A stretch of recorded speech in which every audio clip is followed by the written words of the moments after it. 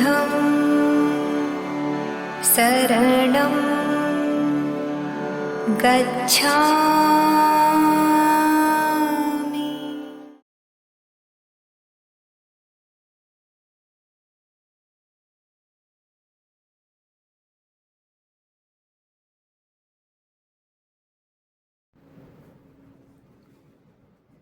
నమో బుద్ధాయ. జై భీమ్, జై మూలవాసి, జై భారత్, జై సంవిధాన్, జై పూలే. ఫ్రెండ్స్,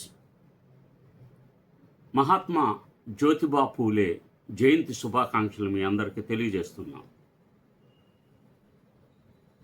ఏప్రిల్ 11 అంటే కేవలం బీసీ సోదరులు జరుపుకునే పండగ కాదు, మొత్తం భారతదేశ యావత్తు ఆధిపత్య కులాలతో సహా అందరూ ఏప్రిల్ 11ను జయంతిను అందరూ కూడా ఒక గ్రాటిట్యూడ్, కృతజ్ఞతాభావంతో దేశవ్యాప్తంగా జరుపుకునే ఒక శుభదినం కింద భావించాలి.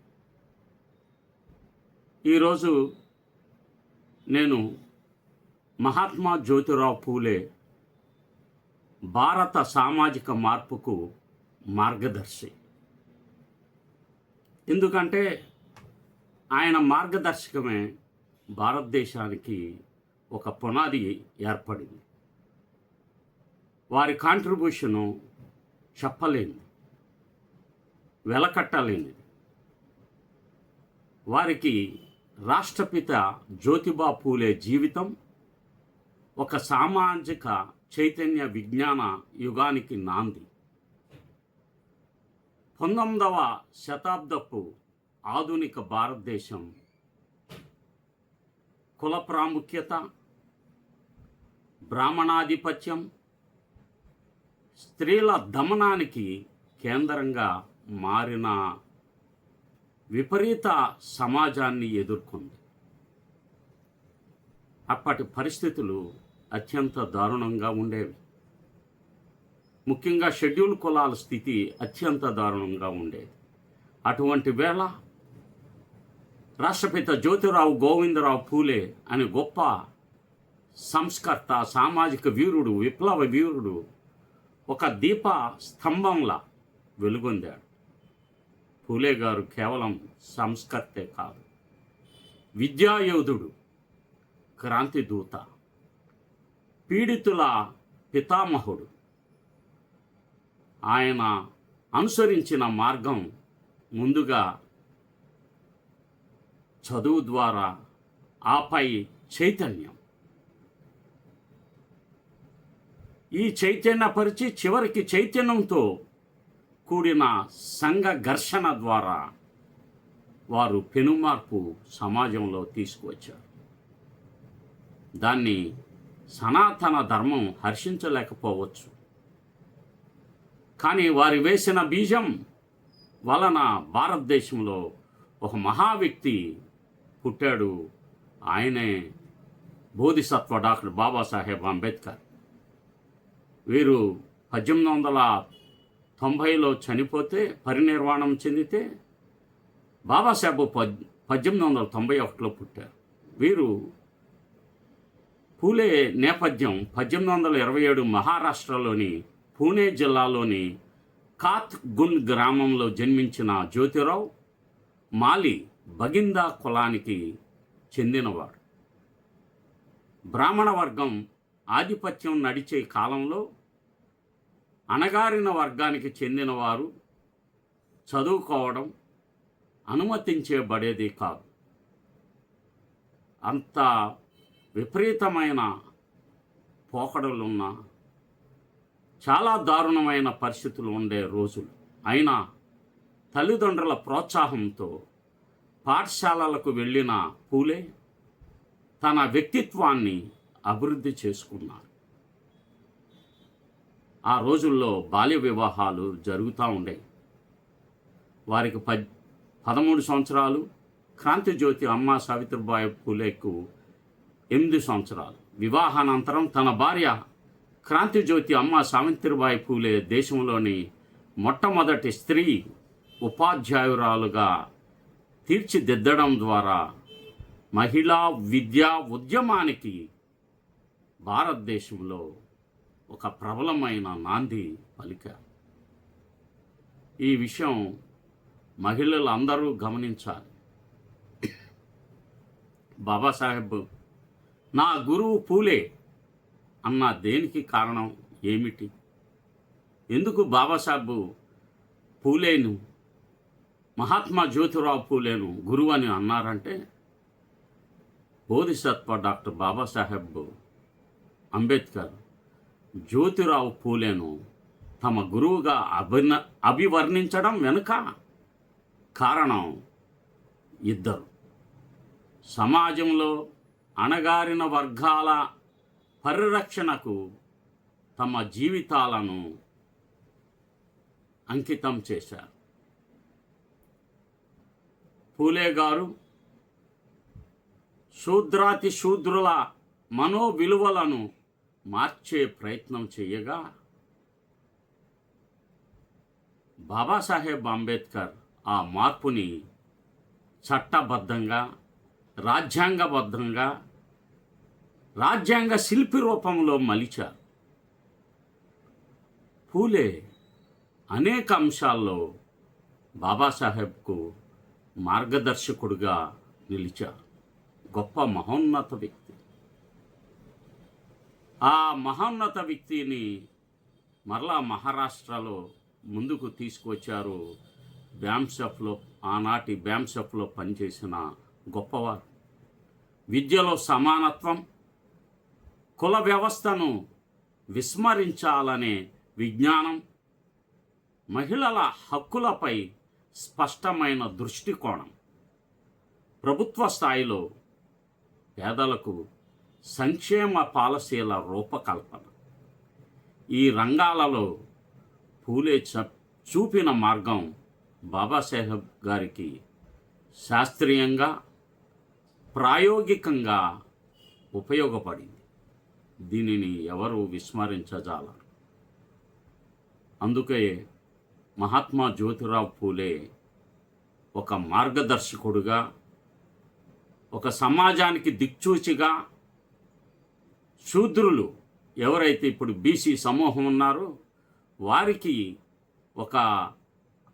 ఒక దేవుడిగా ఉన్నారు. హంటర్ కమిషన్ ఇచ్చిన, పూలే ఇచ్చిన సూచనల ప్రభావం 1852లో బ్రిటిష్ ప్రభుత్వం ఏర్పాటు చేసిన హంటర్ కమిషన్ అనేది భారతదేశంలో విద్యా వ్యవస్థ పైన సమీక్ష చేయబడడానికి ఏర్పాటైంది. ఈ కమిషన్ ముందు పూలే గారు ఇచ్చిన నివేదిక అపూర్వమైనది. ఏ విధంగా బాబాసాహెబ్ అంబేద్కర్ బ్రిటిష్ గవర్నమెంట్లో వారికి మెమోరాండాలు, విజ్ఞాపనలు అనేక రకాలుగా చేశారు. పూలే గారు ఈ పనే చేశారు. ఒకటి, గ్రామీణ ప్రాంతాల్లో పేదల విద్యపై దృష్టి పెట్టాలని చెప్పారు. కేవలం ధనికులు, బ్రాహ్మణులు మాత్రమే విద్య పొందే విధానాన్ని అంతం చేయాలన్నారు. ప్రభుత్వ బడ్జెట్లో ప్రత్యేకంగా దళిత విద్యకు నిధులు కేటాయించాలని వాదన చేశారు హంటర్ కమిషన్లో. ముఖ్యమైన పాయింట్ హంటర్ కమిషన్లో అమ్మాయిలకు, ఆడపిల్లలకు చదువు అనివార్యమని పాఠశాలల్లో ప్రవేశాన్ని కల్పించాలి. ఈ సూచనలు బ్రిటిష్ అధికారులకు కొత్త దిశలో ఆలోచించేలా చేశాయి. వారు చాలా కాలం వరకు భారతదేశంలోని కుల వ్యవస్థను మార్చాలనే ప్రయత్నం చేయాల. కేవలం పూలే, మహాత్మా జ్యోతిరావు పూలే చెప్పిన విషయాలను వారు అమలు చేయటం చాలా గొప్ప విషయం. 1855లోనే పూలే చెప్పిన దార్శనిక విషయాలు ఏమిటంటే, 1857లో జరిగిన సిపాయిల తిరుగుబాటు ముందు నుంచే పూలే తన రచన గులాంగిరి, ఇప్పుడు కూడా గులాంగిరిలు ఉన్నారు, నీ కాలు మొక్కుతాను అనేవాళ్ళు ఉన్నారు. ఈ గులాంగిరిలో సామాజిక అన్యాయం కొనసాగితే తిరుగుబాట్లు తప్పవని పేర్కొన్నారు. ఇది ఆయన సామాజిక విశ్లేషణ ఎంత లోతైనదో చూపిస్తుంది. 1857 సిపాయిల తిరుగుబాటుకు పునాది మహాత్మా జ్యోతిరావు చెప్పిన విషయాలు, దార్శనికత అర్థం చేసుకోవాలి. రాష్ట్రపిత పూలే పోరాటం కేవలం ఒక్క విద్యతో మాత్రమే పరిమితం కాలేదు. 1873లో స్థాపించిన సత్యశోధక్ సమాజం ద్వారా కుల వ్యవస్థను శాస్త్రీయంగా ఛేదించారు. వారు ముఖ్యంగా మతం పేరుతో జరుగుతున్న దోపిడీని బహిర్గతం చేసి సమాజాన్ని ఆలోచించే దిశగా నడిపించారు. వారిని సమాజం అర్థం చేసుకోవాలి. మతం పేరుతో జరుగుతున్న దోపిడీని ఏ విధంగా మహాత్మా జ్యోతిరావు వ్యతిరేకించారో, ముఖ్యంగా శూద్రులు పూలే బాటను అనుసరించాలి. పూలే గారు చాలా ముందుగానే ప్రాతినిధ్యపు హక్కు అనే భావనను ప్రతిపాదించారు. ప్రతి కులానికి వారి జనాభా దమాషా ప్రకారం ప్రాతిపదికన ఉద్యోగాలు ఇవ్వాలని బ్రిటిష్ ప్రభుత్వానికి సూచించారు. అంటే నేటి రిజర్వేషన్ విధానానికి తాత్విక పునాది పూలేనే వేశారు. ఆ తాత్విక పునాదే భారత రాజ్యాంగంలో ఆర్టికల్ 15(4), 16(4) అన్న విషయాలు మరుగున పడకూడదు. కనుక వారు వేసిన పునాది అనేది చరిత్రలో మరుగుపడిన ఒక గొప్ప నిజం.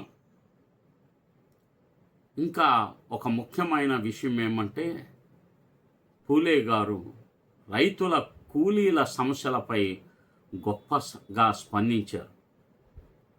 కరువులు ఎందుకు వస్తున్నాయి, ఎందుకు అట్టడుగు వర్గాలే మొదటి నుంచి బలవుతున్నారు అని చాలా వేదన చెందారు.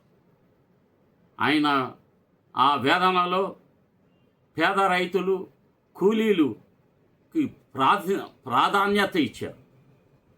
వారు ఎందుకు బలవ్వాలి కూలీలు అనే ప్రశ్నలు లేవనెత్తారు. ఇది ఆయనను కేవలం కుల వ్యతిరేక సంస్కర్తగా కాకుండా ఒక ఆర్థిక, సామాజిక శాస్త్రవేత్తగా నిలబెడుతుంది. కనుక ఈ ఉద్యమానికి ప్రాణం పోసింది క్రాంతిజ్యోతి, చదువుల తల్లి అమ్మ సావిత్రిబాయి పూలే అనే విషయాన్ని మనం అందరం జ్ఞాపకం చేసుకోవాలి. ఆమె కేవలం ఒక ఉపాధ్యాయురాలు కాదు, ఒక టీచర్ కాదు, ఒక విప్లవ స్త్రీ.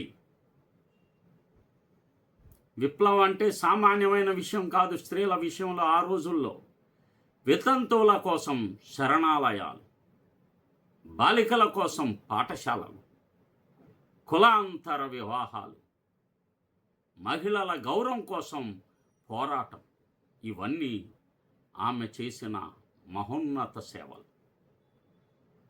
ఈ సేవల ద్వారానే ఆమె స్నేహితురాలు ఫాతిమా బీబీ, షేక్ ఫాతిమా బీబీ, ఆమె ఎంతో ఆ సావిత్రిబాయికి అండగా నిలబడింది. ఆమెపై జరిగిన దాడులు కూడా ఆమె సంకల్పాన్ని ఎన్నడూ కదిలించలేకపోయాయి. ఎంత అవమానాలు గురైనా సరే చాలా ధైర్యంగా ముందుకు సాగటాన్ని మనం గమనించాలి. పూలే సావిత్రిబాయి దంపతులు మొదటిసారిగా పురోహితులు లేకుండా, మంత్రాలు లేకుండా సమానత్వంపై ఆధారపడి వివాహాలు నిర్వహించారు. ఇది భారతదేశంలో సామాజిక విప్లవానికి నాంది. మంత్రాలు లేకుండా, పూజారులు లేకుండా ఒక వివాహం చేయటం అనేది ఎంత గొప్ప విషయమో మీరు ఆలోచించండి. ఇది భారతదేశంలో సామాజిక విప్లవానికి ప్రారంభం, నాంది పలికితే డాక్టర్ బాబాసాహెబ్ అంబేద్కర్ ఈ ఉద్యమాన్ని రాజ్యాంగ రూపంలో మలిచారు. సమానత్వం, స్వేచ్ఛ, సోదర భావం అనే విలువలు ఈ ఉద్యమాల సమాహారం. కనుక బ్రాహ్మణులు లేకుండా, మంత్రాలు చదవకుండా వివాహాలు జరపటం శూద్రులు ఇప్పుడు కూడా విడనాడట్లేదంటే మీరు పూలే అడుగుజాడల్లో నడుస్తున్నారా? బ్రాహ్మణీయ శక్తుల అడుగుజాడల్లో మీరు మీ జీవితాన్ని ముందుకు తీసుకెళ్తున్నారా? ఆలోచించుకోండి. మీరు నేటి పరిస్థితులు ఎలా ఉన్నాయి? పూలే ఆలోచనల ప్రాసంగికత నేడు కూడా విద్యలో అసమానతలు ఉన్నాయి. డిజిటల్ యుగంలోకి కుల వివక్షతలు పెరుగుతున్నాయి. కులం, లింగం ఆధారంగా అవకాశాలు నిరాకరించబడుతున్నాయి. అంటే పూలే పోరాటం ఇంకా పూర్తి కాలేదు. ఇది ఒక రోజుతో పూర్తి అయ్యేది కాదు. వేల సంవత్సరాల నుండి మనం ఎదుర్కొంటున్న వివక్షత జస్ట్ ఏప్రిల్ 11న మనం ఆయనకి గ్రాటిట్యూడ్ చెప్తే సరిపోదు. పూలే గారి తత్వం మనకు చెబుతుంది, విద్య ఒక హక్కు కాదు, అది విముక్తి కోసం యుద్ధం. యుద్ధం చేద్దాం రండి. యుద్ధం దేని మీద చేద్దాం? బ్రాహ్మణీయ శక్తుల మీద, సనాతన ధర్మం మీద. పూజారులు లేకుండా మనకు మనమే సత్యశోధక్ సమాజ్ యొక్క ఆశయాలను ముందుకు తీసుకెళ్ళటానికి యుద్ధం చేద్దాం రండి. జ్యోతిరావు పూలే ఒక వ్యక్తి కాదు, ఒక శాశ్వత పోరాటం. ఆయన చూపిన మార్గం నేడు కూడా ఈ దేశానికి అవసరం. యువత విద్య, సమానత్వం, స్వీయ గౌరవం అనే 3 ఆయుధాలతో ముందుకు సాగితేనే పూలే ఆశయాలకు నిజమైన నివాళులు అవుతుంది.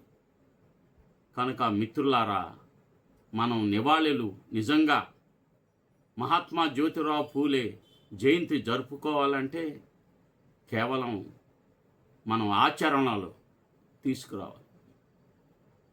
చాలామంది షెడ్యూల్ కాస్ట్ వాళ్ళు మహాత్మా జ్యోతిరావు పూలే ఫోటోలను పెట్టుకుంటారు, కానీ కనీసం బీసీలు నాయకుల ఇళ్లల్లో కూడా ఉండదు రాష్ట్రపిత జ్యోతిబా పూలే యొక్క చిత్రపటాలు కానీ క్రాంతిబాయి సూత్ర. మీ సెల్ ఫోన్లో వాల్ పేపర్స్లో ఎవరి ఫోటోలు ఉన్నాయో మీరు ఒకసారి గుండె మీద చేసుకొని మీరు ఒకసారి పరిశీలించుకుంటే మీరు నిజంగా పూలే ఆశయాలకు అనుగుణంగా ముందుకు వెళుతున్నారా, లేక మానసిక బానిసత్వంతో హిందుత్వంలో కొనసాగుతున్నారా అన్న విషయాలు మీకు తెలుస్తాయి. మీరు నిజంగా పూలే జయంతిని చిత్తశుద్ధితో నిర్వహించాలంటే ముందు మీరు మారాలి. మీ మానసిక బానిసత్వాన్ని విడనాడాలి. మీరు ఒక గొప్ప ఆలోచనతో ముందుకు సాగిన ఆదర్శ దంపతులను మన హృదయాల్లోకి ఆహ్వానించాలి. నేను ఈ విషయంలో నా యొక్క వ్యక్తిగత సంఘటన కూడా మీతో తెలియచేయాలని భావిస్తున్నాను. నేను బ్యాంసెఫ్లో 2000 సంవత్సరానికి ముందు వచ్చినప్పుడు నాకు 2002లో నాకు ఒక కుమారుడు కలిగాడు. మా నాన్నగారు అప్పటికి బతికే ఉన్నారు. ఆయన పాస్టర్గా పనిచేస్తున్నారు, రిటైర్ అయ్యారు. చాలామంది పాస్టర్లని పిలిచి మా అబ్బాయికి పాల్ అని పేరు పెట్టారు. అది ఎందుకంటే ఒక పాల్ అనే అతను చాలా అపోస్తుడైన పాలు బాగా విద్యావంతుడు, చాలా ప్రభావశీలంగా క్రైస్తవంలో పనిచేశారు. కనుక ఎక్కువ మంది పాల్ అని పెట్టుకుంటాం చాలా గొప్పగా ఉంటుంది. మా అబ్బాయి కూడా పాల్ అనే పేరే పెట్టాడు. నేను ఎప్పుడైతే ఈ పూలే అంబేద్కర్ భావజాలాన్ని నేర్చుకున్నాను, తెలుసుకున్నాను, మా బాబుకి ఎల్కేజీలో చేరేటప్పుడు సెంట్ తెరిసాలో నేను మొట్టమొదటిగా నన్ను కదిలించింది ఏంటంటే, బాబాసాహెబ్కి మార్గదర్శకుడిగా నిలిచింది జ్యోతిరావు గోవిందరావు పూలే కదా. ఆయన పేరుని నా బిడ్డకు పెడదామని హౌ పాల్ బికేమ్ పూలే అనే పేరుని, పూలే అనే పేరుని ఎంతో గొప్పగా నా కొడుక్కి పెట్టుకున్నాను. మనం ఊరికినే మాటలు చెప్పడం కాదు. నాకు ఇక్కడ ఏలూరులో జూట్ మిల్ దగ్గర ఆదర్శ దంపతులు మహాత్మా జ్యోతిరావు పూలే, సావిత్రిబాయి పూలే విగ్రహాలు పెట్టినప్పుడు నేను చాలా సంతోషకరమైన వార్త. కానీ ఆ సంతోషకరమైన వార్త సందర్భంలో వాళ్ళు ఈ విగ్రహాలను బ్రాహ్మణ మంత్రోచ్చారణల మధ్య ఆవిష్కరించారని పేపర్లో చదివాను. చాలా బాధగా. అంటే ఏలూరులో బీసీలు కార్యక్రమం అంటే కేవలం బీసీలే నిర్వహించుకోవాలి అనే రీతిలో ఉంది. పిలవను కూడా పిలవరు, కానీ పిలవపోయినా పర్వాలేదు, నాకేమీ బీసీలు పిలిస్తేనే చేయాలని ఏం లేదు.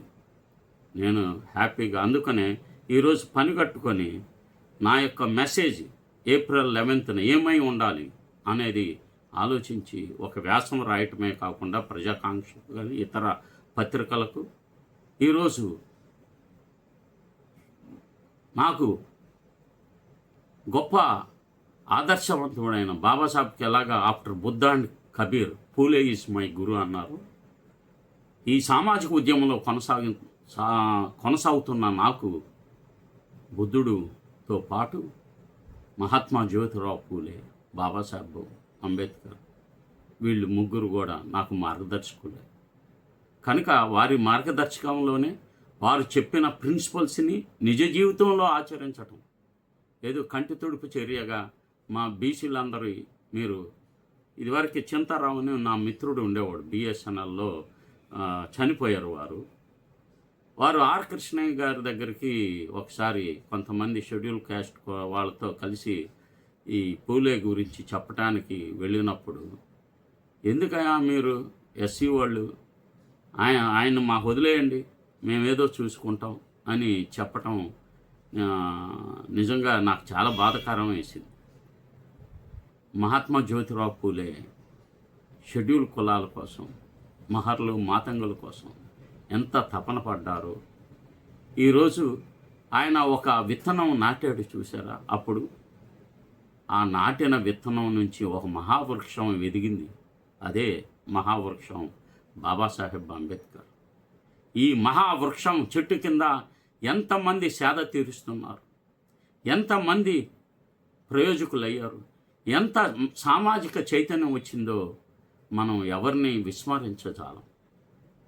మహాత్మా తథాగత భగవాన్ బుద్ధుడు, రాష్ట్రపిత జ్యోతిబా పూలే మరియు పుణ్యపురుషుళ్ళు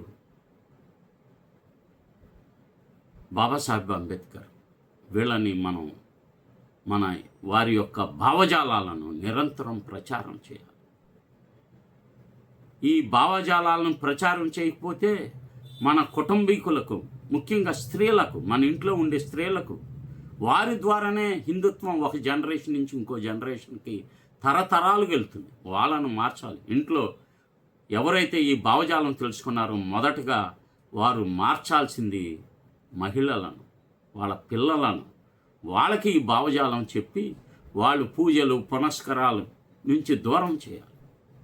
అప్పుడు మాత్రమే మనం నిజంగా ఈ దేశంలో బీసీ, ఎస్సీ, ఎస్టీ, మైనార్టీలు నిజంగా రాజకీయంగా ఎదగాలి, ముఖ్యమంత్రులు అవ్వాలి, ప్రధానమంత్రి కావాలి, మన దేశాన్ని మనమే పాలించుకోవాలని అంటే మీకు దయచేసి నేను విజ్ఞప్తితో చెప్తున్నాను, విజ్ఞానపూర్వకంగా చెప్తున్నాను, మీరు అనుసరించాల్సిన మార్గం మత విశ్వాసాలతో కాదు. మీరు సత్యాన్ని తెలుసుకునే పని. మహాత్మా జ్యోతిరావు పూలే సత్యాన్ని తెలుసుకుంటానికి ఏ విధంగా ప్రయత్నం చేశారో మనం కూడా అదే ప్రయత్నం ఈ సందర్భంగా 199వ జయంతి సందర్భంగా మనం అందరం చేసుకోవాలని చెప్పి మీకు విజ్ఞప్తి చేస్తున్నాను. ఇదేదో కోపంతో నేను ఫ్రస్ట్రేషన్తో చెప్పటంలే. నాకు నేను బౌద్ధుడిగా అలాంటి పనులు చేయను.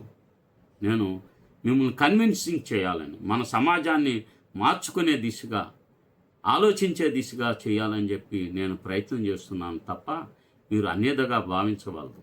ఎందుకంటే నాకు మహాత్మా జ్యోతిరావు పూలే అన్న, అలాగే బాబాసాహెబ్ అన్న, ఎవరైనా సరే వాళ్ళకి ఒకళ్ళు వాళ్ళని పోల్చటం కాదు. మహావ్యక్తులు మన సమాజంలో, మహావ్యక్తులు. ఆధునిక భారతదేశంలో విప్లవానికి మొట్టమొదట విప్లవకారుడు మహాత్మా జ్యోతిరావు పూలే. కనుక ఈ విషయాలు ఇంకా చాలా చెప్పగలను, కానీ ఈ సందర్భంగా మరొకసారి 199వ జయంతి శుభాకాంక్షలు రాష్ట్రపిత జ్యోతిబా పూలేకు నివాళులు తెలియజేస్తూ మనందరం పూలే అంబేద్కర్ భావజాలంలో నడవాలని చెప్పి భావిస్తున్నాను. ఈ సమాజాన్ని చివరిగా ఈ సమాజాన్ని మార్చాల్సింది ఏంటంటే బ్రాహ్మణీయ భావజాలాన్ని పారదోరాలంటే కోవిడ్కి టీకా వచ్చింది చూడండి. ఈ బ్రాహ్మణీయ భావజాలానికి టీకా ఏంటంటే పూలే అంబేద్కర్ ఐడియాలజీ భావజాలం. అది ఒక వ్యాక్సిన్ వేయించుకోండి. ఒక వ్యాక్సిన్ కానీ మీరు పూలే అంబేద్కర్ భావజాలం వ్యాక్సిన్ వేయించుకుంటే బ్రాహ్మణ భావజాలం మీ నుండి వెళ్ళిపోతుంది. మీరు ఎప్పుడైతే ఈ వ్యాక్సిన్ మెదడుకే వేయించుకుంటారో మీరు స్వతంత్రులుగా, మిమ్మల్ని మీరు పరిపాలించుకునే వాళ్ళగా, మన ఓటు మనం వేసుకుందాం, మన రాజ్యం మనం చేరుదాం. నమో బుద్ధాయ. జై భీమ్, జై మునాచి, జై భారత్, జై పూలే, జై సంవిధాన్. ఈ బహుజన యుద్ధభేరి యూట్యూబ్ ఛానల్ను సబ్స్క్రైబ్ చేయండి, షేర్ చేయండి. మన కుటుంబీకులందరికీ కూడా తెలియజెప్తారని చెప్పి విజ్ఞప్తి చేస్తున్నాను.